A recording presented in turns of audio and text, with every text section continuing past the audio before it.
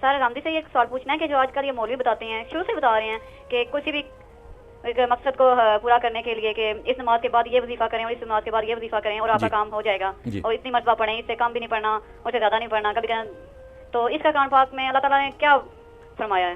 بہت شکریہ جی، جاوید صاحب نے آپ کا سوال سنا ہے، یہیں سے ابتدا کر لیتے ہیں۔ دیکھیے جی، ہمیں جو تعلیم انبیاء نے دی ہے وہ یہ ہے کہ ہم اپنے تمام معاملات کے لیے سب سے پہلے تو اللہ تعالیٰ نے عالم اسباب بنایا ہے، تدبیر کریں۔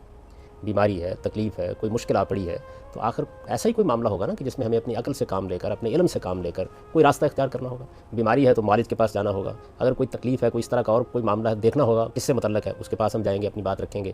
کوئی تدبیر ہمیں اپنی عقل سے، اپنے علم سے کرنی ہے تو اس کو سوچیں گے، تو پہلا کام تو یہ کرنا چاہیے۔ اس کی وجہ یہ ہے کہ یہ عالم اسباب ہے، اللہ تعالیٰ نے اس میں بہت سے معاملات کو اسباب ہی سے متعلق کیا ہے، ایک پورا علت معلول کا کارخانہ بنا دیا ہے، جو دنیا میں بندوبست ہیں، بندوبست کیا تدبیر گیا ہے، وہ ہمیں پہلے کرنا ہے۔ اس کے ساتھ ظاہر ہے کہ اصل میں تو کائنات کی باغ ڈور اللہ پروردگار عالم کے ہاتھ میں ہے، تو اس سے دعا کرنی ہے۔ چنانچہ ایسا کوئی بھی معاملہ ہو تو اللہ کے پیغمبروں کا سکھایا ہوا طریقہ یہ ہے کہ آپ نماز پڑھیں اور دعا کریں۔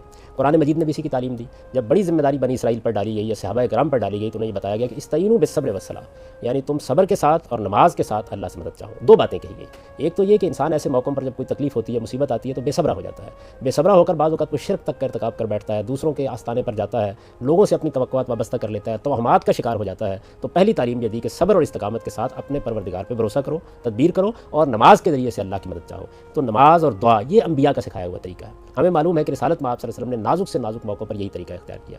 باقی جو عام طور پر لوگ وظائف اور اس طرح کی چیزیں بتاتے ہیں وہ اپنے دل کی تسلی کے لیے کوئی کرنا چاہے تو کر لے، لیکن انبیاء کا بتایا ہوا طریقہ یہی ہے۔ اس طرح کی کوئی چیز حدیث کے ذخیرے میں موجود نہیں کہ جس میں حضور نے کوئی ایسا وظیفہ بتایا ہو، یہ چیز بتائی ہو۔ ہاں، اللہ کی تسبیح کرنے، اللہ کا ذکر کرنے کے بہت سے طریقے بتائے ہیں، اور ان کو اگر آدمی اختیار کرتا ہے تو اس کا خدا سے تعلق پیدا ہوتا ہے۔ اصل میں سارا تعلق اپنے پروردگار سے ہونا چاہیے۔ دین نام ہی اس چیز کا ہے کہ بندے کا اپنے خدا کے ساتھ ایک زندہ تعلق قائم ہو جائے۔